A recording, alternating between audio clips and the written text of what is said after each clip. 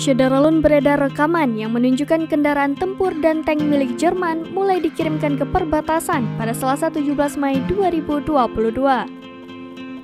Di stasiun kereta Lauda Konishofen, Jerman, penduduk setempat melihat tank Leopard bersiap untuk dikirim ke timur. Dalam keterangan unggahan dijelaskan bahwa Rheinmetall mengumumkan kesiapannya untuk memasok lusinan tank Leopard 1 ke Ukraina.